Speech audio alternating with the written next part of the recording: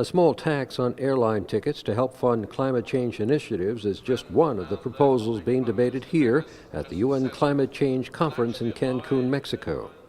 There is no silver bullet, no one-size-fits-all solution for raising these funds.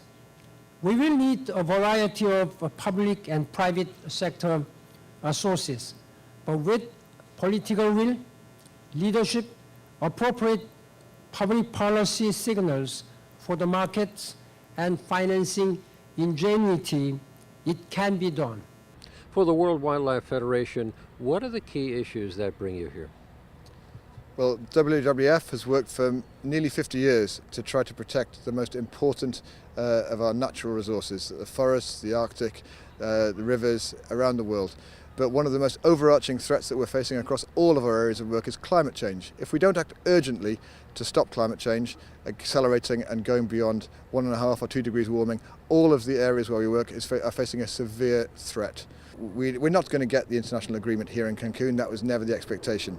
The key thing for Cancun is for us to be providing this as a stepping stone, building on the rather disappointing outcome of Copenhagen, to pick ourselves up, get ourselves together and move ahead towards a situation where we can agree a proper international deal next year in South Africa. Representatives from the World Health Organization told delegates in Cancun about the important and sometimes deadly connection between climate change and your health. As a doctor, as a scientist, you know, part of the debate has been proving the science of climate change. We've had so many naysayers over the years. Where do we stand now as far as public health officials and the science of climate change, the proof that it's real? I think science is already there, and certainly we cannot use the excuse of lacking science for not moving and taking very decisive steps on all of this. For public health, this is common sense. I mean, this is common sense. If you live on a city which is totally contaminated, you will see a lot of chronic respiratory diseases, which are very costly, by the way. And you will see cases of asthma, you will see cases of other acute respiratory diseases, and this costs a fortune. So if you reduce your greenhouse gases emissions, you will reduce air pollution. That means a lot of health. This argument has never been really considered. All of these positive arguments to mobilize the different partners that needs to take decisions here, I think they are not properly considered, and that's why health is really trying to be here and make sure that everybody understands those very important linkages between health and climate change.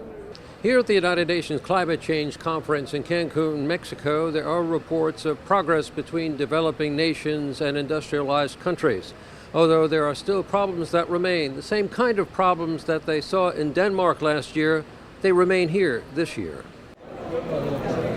Delegates at the 193 Nation Climate Summit still hope to agree on ways to help poorer nations to obtain patented green technology and also compensate developing nations for protecting their climate-friendly forests.